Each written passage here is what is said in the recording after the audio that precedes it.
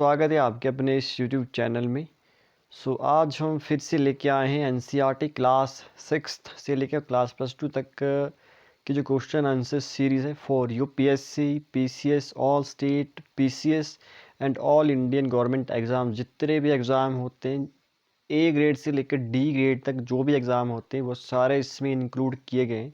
इसके पीछे मेरा इंटेंशन क्या है, क्योंकि अगर हम किसी एक स्पेसिफिक एग्ज़ाम की तैयारी करते हैं तो हम जो है मतलब छोटे एग्ज़ाम की तैयारी उसके साथ नहीं करते, क्योंकि कई एडवांस लेवल के एग्ज़ाम होते हैं तो उसमें छोटे इंक्लूड नहीं होते। मैं इस पर्पज़ से ये वीडियो बना रहा हूँ ताकि आपको ए ग्रेड से डी ग्रेड तक जितने भी एग्ज़ाम आपके होंगे आपको कहीं भी प्रॉब्लम नहीं आएगी इन सेशन को देख के।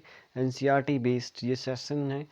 ये मैंने class by class, book by book, chapter by chapter और लाइन बाय लाइन जहाँ से भी क्वेश्चन बन सकते हैं वहाँ से मैंने क्वेश्चन बनाए। तो इससे बेटर कंटेंट आपको कहीं नहीं मिलेगा। अगर वीडियो इन्फॉर्मेटिव लगे तो चैनल को ज़रूर सब्सक्राइब करिए। Thank you very much. चलिए शुरू करते हैं। आज है लेक्चर नंबर 19। टॉपिक है अलीगढ़ आंदोलन। क्वेश्चन नंबर 1301 है, अलीगढ़ आंदोलन किसने शुरू किया था? इसका उत्तर है सैयद अहमद खान ने 1875 में।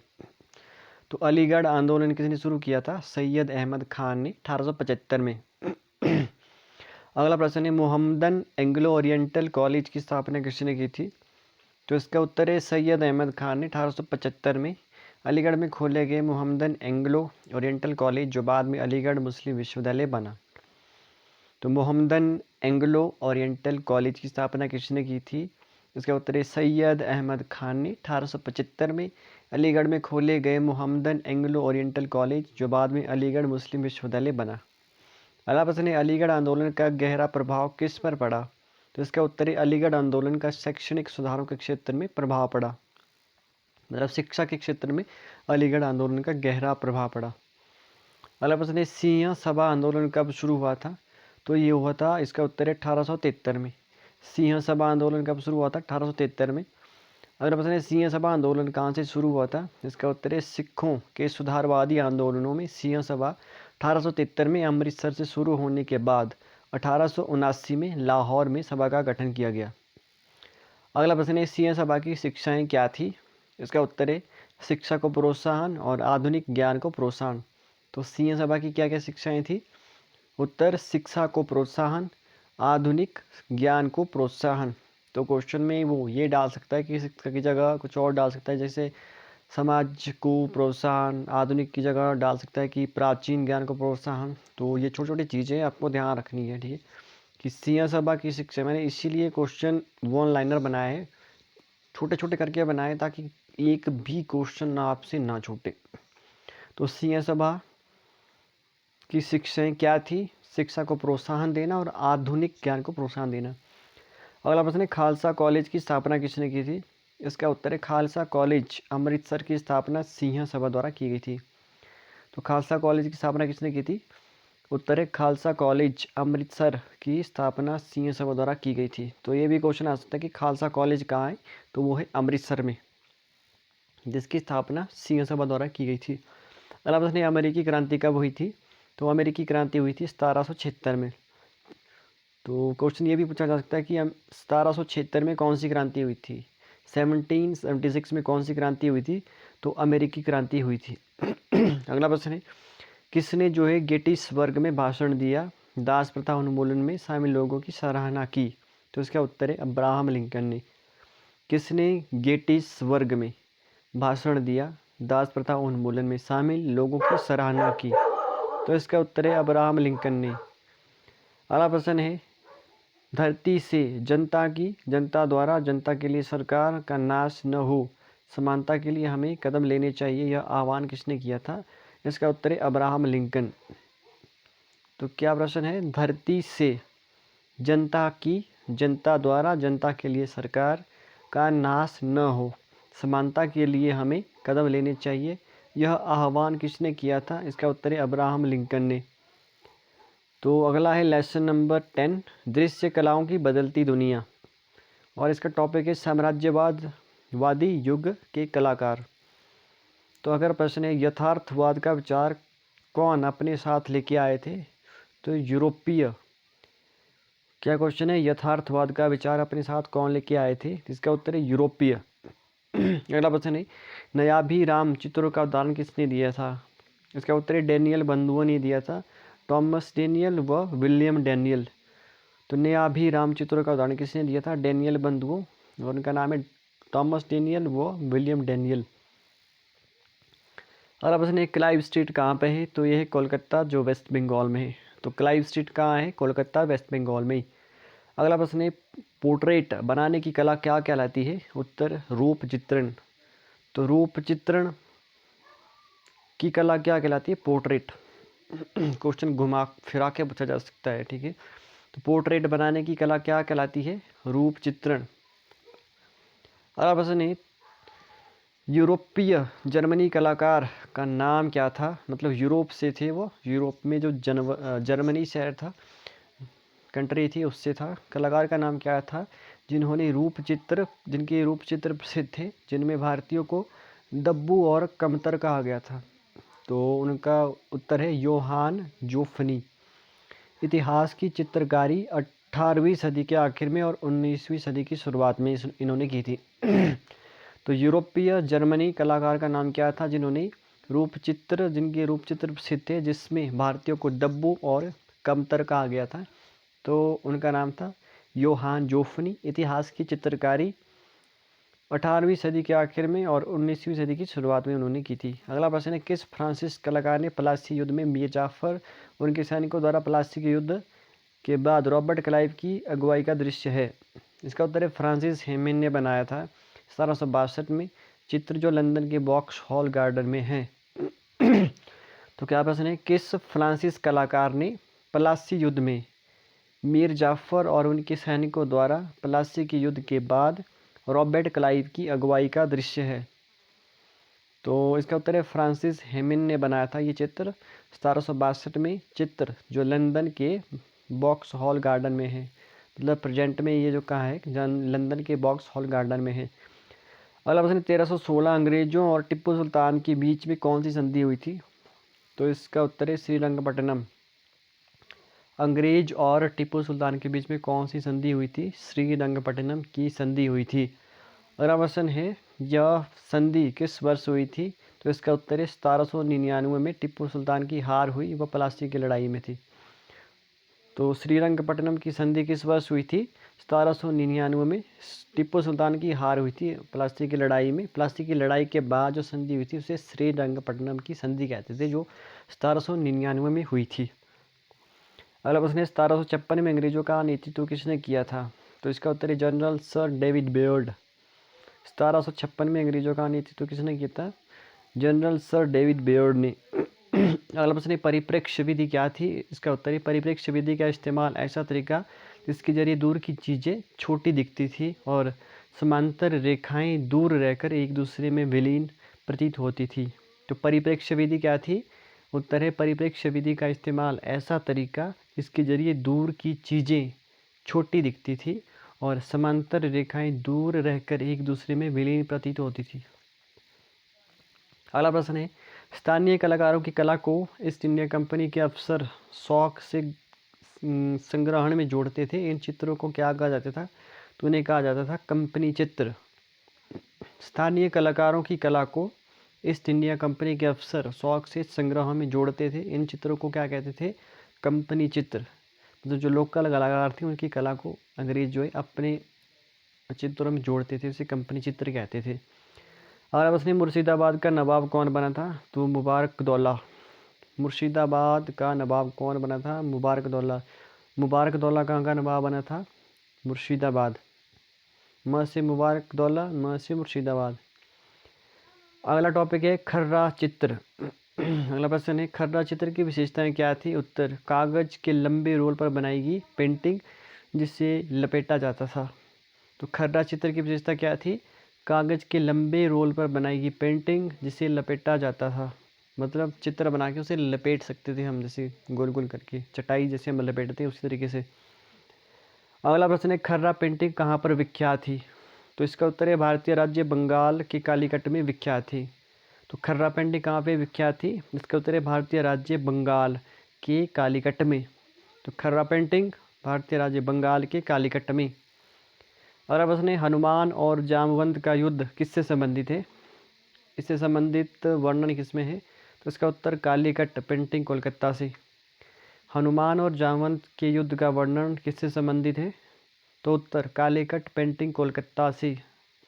हनुमान और जामवंत का युद्ध कालीकट पेंटिंग कोलकाता। और अब उसने खर्रा को किस नाम से जाना जाता था, उत्तर खर्रा को पटवा भी कहा जाता था। तो पटवा किसे कहा जाता था, खर्रा को, और खर्रा को क्या कहा जाता था, पटवा। मतलब खर्रा और पटवा एक ही थे। अब उसने मिट्टी के बर्तन बनाने वालों को पूर्व में उत्तर में क्या कहा जाता था, इसका उत्तर है मिट्टी के बर्तन बनाने वालों को पूर्व में कुमोर, मतलब पूर्व में ईस्टर्न में मिट्टी के बर्तन बनाने वालों को कुमोर, और नॉर्दर्न में मतलब उत्तर में कुम्हार कहते थे। तो मिट्टी के बर्तन बनाने वालों को पूर्व व उत्तर में क्या कहा जाता था, मिट्टी के बर्तन बनाने वालों को पूर्व में कुमोर व उत्तर में कुम्हार कहते थे। इंटरचेंज यहाँ पे कर सकता है एग्जामिनर, ठीक है, तो याद रखना है। अगला प्रश्न है, कहाँ के लोग तस्वीरों के लिए छायाकरण का इस्तेमाल करने लगे थे, इसका उत्तर है कालीकट के लोग, जिससे तस्वीरें त्रिआयामी दिखाई देने लगी थी। तो कहाँ के लोग तस्वीरों के लिए छायाकरण का इस्तेमाल करने लगे थे, उत्तर कालीकट के लोग, जिसमें तस्वीरें त्रिआयामी दिखाई देने लगी थी। अगला प्रश्न है, 1857 के विद्रोह को कुचलने में किस घुड़सवार रेजिमेंट ने महत्वपूर्ण भूमिका निभाई थी, तो इसका उत्तर है विलियम वाटसन के नेतृत्व में घुड़सवार ने 1857 के विद्रोह को कुचलने में अहम भूमिका निभाई थी। तो 1857 के विद्रोह को कुचलने में किस घुड़सवार रेजिमेंट ने महत्वपूर्ण भूमिका निभाई थी, इसका उत्तर है विलियम वाटसन। क्या नाम है, विलियम वाटसन। अगला प्रश्न, कोलकाता में किसने बुर्ने एंड सेफर्ड स्टूडियो स्थापित किया, इसका उत्तर है सैमुअल बुर्ने 1860। कोलकाता में किसने जो है बुर्ने एंड सेफर्ड स्टूडियो स्थापित किया था, तो बुर्ने एंड सेफर्ड स्टूडियो कहाँ पे था, कोलकाता में, जिसे किसने बनाया था, उत्तर है सैमुअल बुर्ने 1860। अगला टॉपिक है नई इमारतें और शैलियाँ। अगला क्वेश्चन है, विक्टोरिया टर्मिनल कहाँ पे है, इसका उत्तर है विक्टोरिया टर्मिनल मुंबई में है, जिसका निर्माण 1878 से 1887 के बीच में हुआ था। ठीक है, विक्टोरिया टर्मिनल कहाँ पे है, विक्टोरिया टर्मिनल मुंबई में है। विक्टोरिया टर्मिनल कहाँ पे है, मुंबई में। अगला प्रश्न, नुकीली मेहराबों व लंबाई पर जोर देती संरचना कौन सी शैली मानी जाती है, यह मानी जाती है, इसका उत्तर है गोथिक शैली। नुकीली मेहराबें व लंबाई पर जोर देती संरचना कौन सी शैली है, गोथिक शैली। जैसे आप फिल्मों में देखते हैं कि ऊंची ऊंची बिल्डिंगें हैं, नीचे से वो कम होती जाती है और ऊपर मतलब बिल्कुल पतली हो जाती है, और उनकी लंबाई भी ठीक ठाक होती है, तो वो कौन सी शैली होती है, गोथिक शैली। अगला प्रश्न है, गोल मेहराबें वह स्तंभ जो अलग वास्तुशैली का उदाहरण है और अंग्रेजों ने कहाँ इस्तेमाल किया था, इसका उत्तर है कोलकाता में। यह यूनान और यूरोम शैली पर आधारित थी। गोल मेहराबें व स्तंभ जो अलग वास्तुशैली के उदाहरण है, अंग्रेजों ने इसका इस्तेमाल कहाँ पे किया था, वेस्ट बंगाल के कोलकाता में। यह यूनान रोम शैली पर आधारित थी।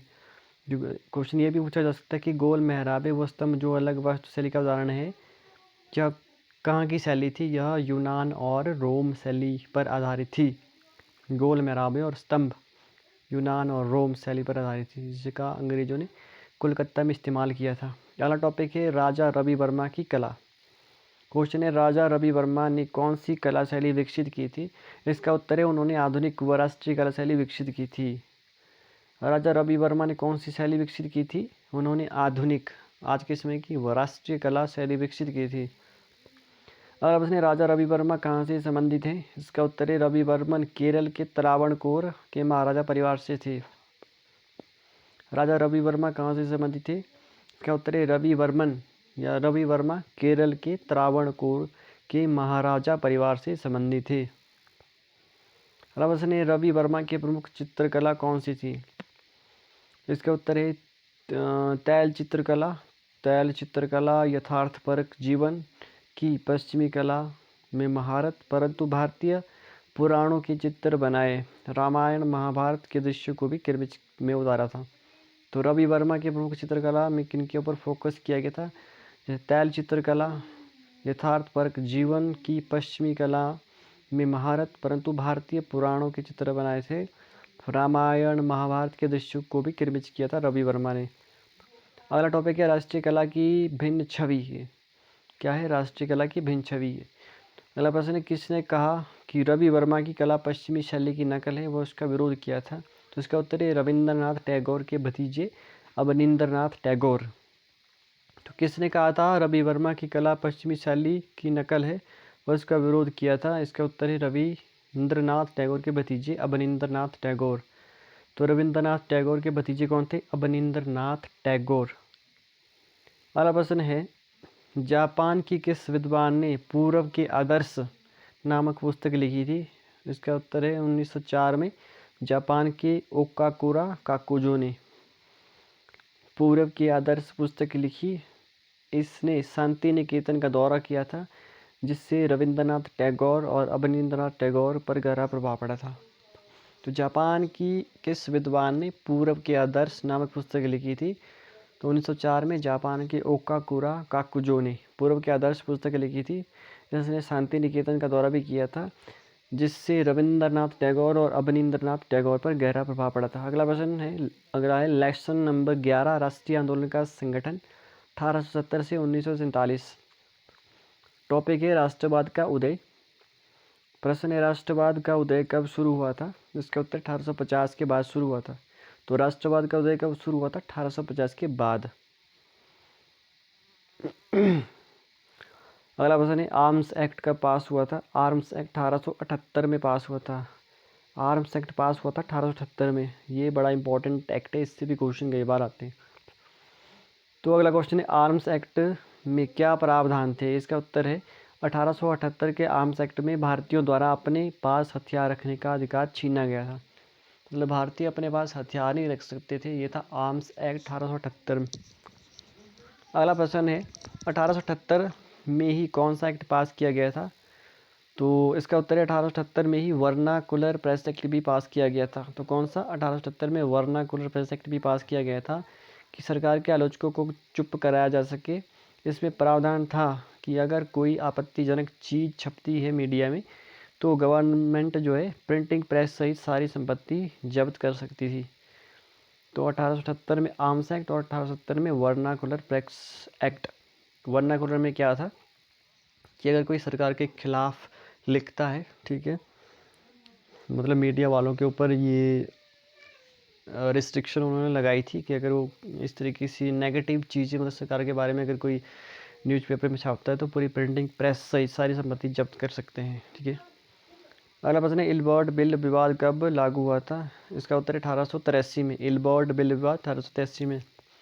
अगला प्रश्न है, इलबर्ट बिल विवाद 1883 में क्या प्रावधान था? इसका उत्तर है, इसमें प्रावधान था कि भारतीय न्यायाधीश भी ब्रिटिश या यूरोपीय व्यक्तियों पर मुकदमा चला सकते हैं, ताकि भारतीय न्यायाधीश व अंग्रेजों के बीच समानता स्थापित हो सके। तो इलबर्ट बिल विवाद 1883 क्या था?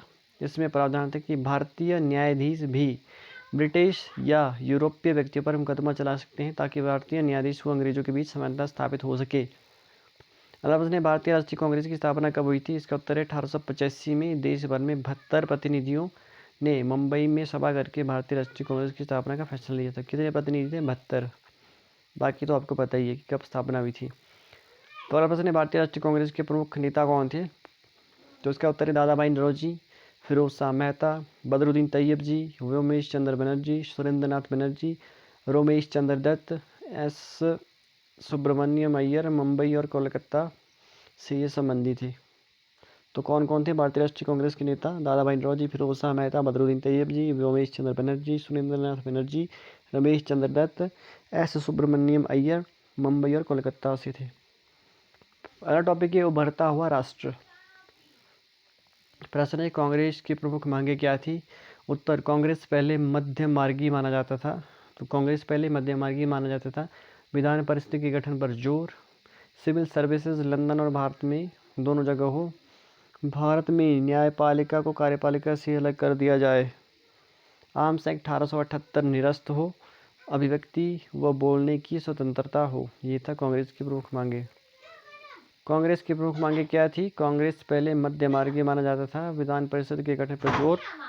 ठीक है। अगला प्रश्न है, स्वतंत्रता हमारा जन्मसिद्ध अधिकार है, हम इसे लेकर रहेंगे, किसने कहा था? इसका उत्तर है बाल गंगाधर तिलक।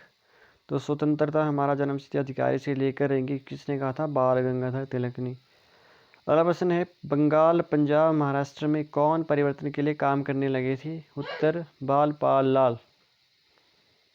अगला प्रश्न है, निवेदन की राजनीति के लिए नरमपंथी की आलोचना किसने की थी? उत्तर गर्मपंथियों ने। निवेदन की राजनीति के लिए नरमपंथी की आलोचना किसने की थी? गर्मपंथियों ने। और आप उसने गर्मपंथियों के नाम बताइए। उत्तर बाल पाल लाल। बाल मतलब बाल गंगाधर तिलक, पाल मतलब लाला लाजपत राय, अच्छा, और लाल मतलब विपिन चंद्र पाल।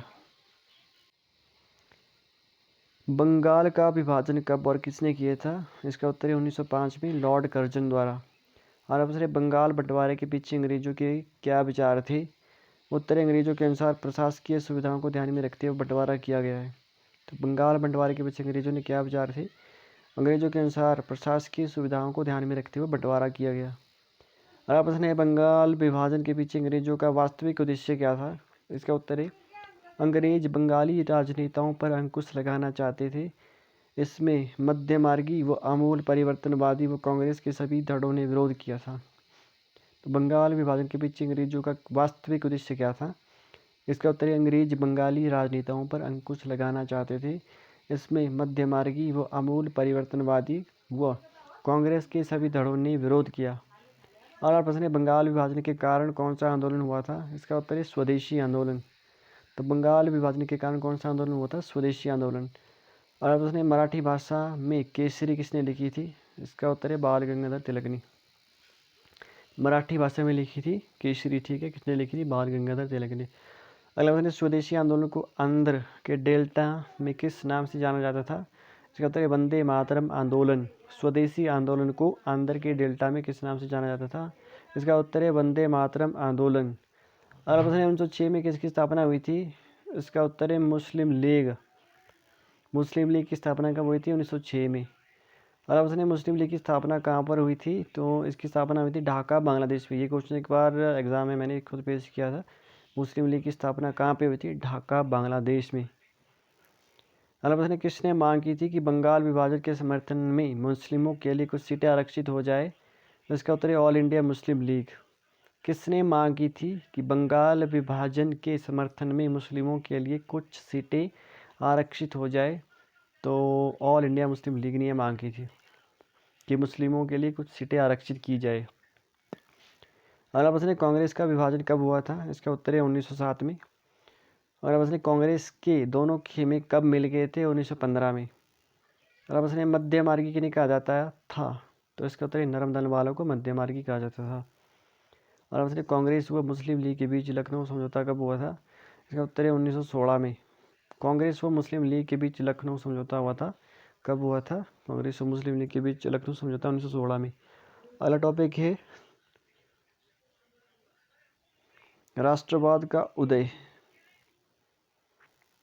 यहाँ पे आई थिंक ज्ञान राष्ट्रवाद का उदय। अगला प्रश्न है, 1919 के बाद किसने खिलाफत संघर्ष धीरे धीरे जनादेश में बदला? इसका उत्तर है अंग्रेजों के खिलाफ। 1919 के बाद किसके खिलाफ संघर्ष धीरे धीरे जनादेश में बदला? तो इसका उत्तर है अंग्रेजों के खिलाफ। अगला प्रश्न है, जन राष्ट्रवाद में कांग्रेस का साथ किन किन ने दिया था? इसका उत्तर है किसानों ने, आदिवासी महिलाओं ने, औद्योगिक मजदूरों ने और कुछ व्यवसायियों ने कांग्रेस का साथ दिया था। तो जन राष्ट्रवाद में कांग्रेस का साथ किसने दिया था? जन राष्ट्रवाद में कांग्रेस का साथ किसानों ने, आदिवासी महिलाओं ने, औद्योगिक मजदूरों ने, कुछ व्यवसायियों ने दिया था। अगला प्रश्न है, भारत में राष्ट्रीय चेतना किस आंदोलन में फैली थी? तो इसका उत्तर है 1917 की रूसी क्रांति ने। भारत में राष्ट्रीय चेतना किस आंदोलन में पैदा की, मतलब किस आंदोलन से भारत में राष्ट्रीय चेतना पैदा हुई थी? इसका उत्तर है 1917 की रूसी क्रांति। अगला प्रश्न है, महात्मा गांधी का आगमन कब हुआ था? तो 1915 में महात्मा गांधी जी साउथ अफ्रीका से आए थे। अगला प्रश्न है, नटाल कांग्रेस की स्थापना किसने की थी? तो इसका उत्तर है महात्मा गांधी ने। महात्मा गांधी ने 18 95 में डरबन दक्षिण अफ्रीका में नटाल कांग्रेस बनाया था नस्लीय भेदभाव के लिए। तो नटाल कांग्रेस की स्थापना किसने की थी? महात्मा गांधी ने 1895 में डरबन दक्षिण अफ्रीका में नटाल कांग्रेस बनाया था नस्लीय भेदभाव के लिए। और अब रॉलेट सत्याग्रह कब पारित किया गया था? इसका उत्तर है 1919 में। रॉलेट सत्याग्रह कब पारित किया? 1919 में। रॉलेट एक्ट 1919 में क्या क्या प्रावधान थे? इसका उत्तर है यह कानून अभिव्यक्ति की स्वतंत्रता जैसे मूलभूत अधिकारों पर अंकुश लगाता था। पुलिस को और ज़्यादा अधिकार दे दिए गए थे। तो रॉलेट एक्ट 1919 क्या था? यह कानून अभिव्यक्ति की स्वतंत्रता जैसे मूलभूत अधिकारों पर अंकुश लगाता था। पुलिस को और ज़्यादा अधिकार दे दिए गए थे इसमें। Rowlatt act 1919। अगला प्रश्न है किसके अनुसार सरकार के पास लोगों की बुनियादी स्वतंत्रता पर अंकुश लगाने का अधिकार नहीं है? इसका उत्तर है महात्मा गांधी और मोहम्मद अली जिन्ना के अनुसार। किसके अनुसार सरकार के पास लोगों की बुनियादी स्वतंत्रता पर अंकुश लगाने का अधिकार नहीं है? इसका उत्तर है महात्मा गांधी और मोहम्मद अली जिन्ना के अनुसार। अगला प्रश्न है महात्मा गांधी और मोहम्मद अली जिन्ना ने कानून को क्या कहा था? इसका उत्तर है शैतानों की करतूत और निरंकुशतावादी बताया था। महात्मा गांधी और मोहम्मद अली जिन्ना ने कानून को क्या कहा था? शैतानों की करतूत और निरंकुशतावादी बताया था। अगला प्रश्न है अहिंसा विरोध दिवस के रूप में अपमान व याचना दिवस कब मनाया गया था? इसका उत्तर है 6 अप्रैल 1919 को। अहिंसा विरोध दिवस के रूप में अपमान व याचना दिवस कब मनाया गया था? 6 अप्रैल 1919। कब मनाया गया था अपमान व याचना दिवस अहिंसा विरोध दिवस के रूप में? 6 अप्रैल 1919। अगला प्रश्न है ब्रिटिश सरकार के खिलाफ कौन पहला अखिल भारतीय संघर्ष था? इसका उत्तर है रॉलेट एक्ट 1919। तो ब्रिटिश सरकार के खिलाफ कौन पहला अखिल भारतीय संघर्ष था? Rowlatt act 1919। अगला प्रश्न है रॉलेट सत्याग्रह कहाँ तक विस्तृत था? इसका उत्तर है रॉलेट एक्ट 1919 शहर तक ही सीमित था। सरकार ने इसको कुचला। बैसाखी के दिन 13 अप्रैल को अमृतसर में जनरल डायर ने जलियांवाला बाग हत्याकांड में, जिसमें बहुत सारे लोगों की मृत्यु भी हुई थी। अगला प्रश्न है रॉलेट एक्ट में किस किसने भाग लिया था? उत्तर रॉलेट एक्ट में हिंदू मुसलमानों ने भाग लिया था। तो रॉलेट एक्ट में कौन कौन शामिल थे? हिंदू और मुसलमान दोनों ही शामिल थे। अगला प्रश्न है रॉलेट एक्ट के विरोध में रविंद्रनाथ टैगोर ने कौन सी उपाधि वापस की थी? तो इसका उत्तर है नाइटहुड। और रॉलेट एक्ट के विरोध में रविंद्रनाथ टैगोर ने कौन सी उपाधि वापस की थी? नाइटहुड की। ये क्वेश्चन भी बड़ी बार मैक्सिमम बार आता है कि रविंद्रनाथ टैगोर ने कौन सी उपाधि वापस की थी? नाइटहुड की। खिलाफत आंदोलन और असहयोग आंदोलन अगला टॉपिक है। खिलाफत आंदोलन और असहयोग आंदोलन। अगला प्रश्न है खिलाफत आंदोलन के नेता कौन थे? इसका उत्तर है मोहम्मद अली और शौकत अली। खिलाफत आंदोलन के नेता कौन थे? मोहम्मद अली, शौकत अली। अगला प्रश्न है मोहम्मद अली और शौकत अली किस आंदोलन से संबंधित थे? इसका उत्तर है खिलाफत आंदोलन। खिलाफत आंदोलन में कौन शामिल थे? इसका उत्तर है सिंध पाकिस्तान के मुस्लिम व्यापारी व किसान खिलाफत आंदोलन पर उत्साहित थे। खिलाफत आंदोलन में कौन शामिल थे? सिंध पाकिस्तान के मुस्लिम व्यापारी व किसान खिलाफत आंदोलन में शामिल थे। अगला प्रश्न है सिखों अकालियों ने अंग्रेजों की सहायता से गुरुद्वारों में बैठे यह भ्रष्ट महंतों को हराने के लिए आंदोलन चलाया। आंदोलन किससे जुड़ा था? इसका उत्तर है असहयोग से जुड़ा था। सिखों अकालियों ने अंग्रेजों की सहायता से गुरुद्वारों में बैठे भ्रष्ट महंतों को हराने के लिए आंदोलन चलाया था। आंदोलन किससे जुड़ा हुआ था? इसका उत्तर है असहयोग आंदोलन। असहयोग आंदोलन कब हुआ था? 1920 में। अगला प्रश्न है असम में किसके नारे लगाते हुए चाय मजदूरों ने तनख्वाह बढ़ाने की मांग की? इसका उत्तर है गांधी महाराज की जय नारे लगाते हुए चाय मजदूरों ने तनख्वाह में बढ़ोतरी की मांग की। तो कहाँ पे? असम में किसके नारे लगाते हुए चाय मजदूरों ने तनख्वाह बढ़ाने की मांग की थी? तो इसका उत्तर है गांधी महाराज की जय नारे लगाते हुए चाय मजदूरों ने तनख्वाह में बढ़ोतरी की मांग की थी। अगला प्रश्न है असमिया वैष्णव गीतों में कृष्ण की बजाय किसका यशगान होता था? तो इसका उत्तर है गांधी राज का। असमिया वैष्णव गीतों में कृष्ण की बजाय किसका यशगान होता था? उत्तर गांधी राज का। अगला टॉपिक है जनता के महात्मा। अगला प्रश्न है चौरी चौरा घटना कब हुई थी? इसका उत्तर है फरवरी 1922 में। स्टेट पीसीएस में सीधी डेट पूछी जाती है, तो इसलिए याद रखना है फरवरी 1922 में। अगला प्रश्न है 1922 में हुई चौरा चौरी की घटना में कितने पुलिसकर्मी मारे गए थे? तो 22। अगला प्रश्न है असहयोग आंदोलन कब शुरू हो गया था? 1930 में। असहयोग आंदोलन 1930 में। अच्छा, पीछे मैंने गलत बोल दिया था, असहयोग आंदोलन 1930 में हुआ था, ठीक है, याद रखना। 20वीं शताब्दी में असहयोग आंदोलन की पूर्व में सक्रिय नेता कौन थे? तो इसका उत्तर है 20वीं शताब्दी में चित्तरंजन दास पूर्वी बंगाल के नेता व वकील असहयोग आंदोलन में सक्रिय थे। 20वीं शताब्दी में असहयोग आंदोलन के पूर्व में, मतलब ईस्ट में, जो सक्रिय नेता थे कौन थे? उनका नाम था चित्तरंजन दास, पूर्वी बंगाल के नेता व वकील असहयोग आंदोलन में सक्रिय थे। अगला प्रश्न है साइमन कमीशन भारत कब और क्यों आया था? इसका उत्तर है साइमन कमीशन 1927 में भारत के राजनीतिक भविष्य का फैसला करने के लिए आया था, लेकिन इसमें कोई भारतीय नहीं था, इसीलिए इसका बहिष्कार किया गया सभी राजनीतिक संगठनों द्वारा। तो सभी राजनीतिक संगठनों ने साइमन कमीशन 1927 का विरोध किया था। अगला प्रश्न है भगत सिंह के समय कांग्रेस ने कौन सा प्रस्ताव पारित किया गया था? तो इसका उत्तर है भगत सिंह के समय कांग्रेस ने पूर्ण राजत्व का प्रस्ताव पारित किया था। तो भगत सिंह के समय कांग्रेस ने कौन सा प्रस्ताव पारित किया गया था? भगत सिंह के समय कांग्रेस ने पूर्ण राजत्व का प्रस्ताव पारित किया था।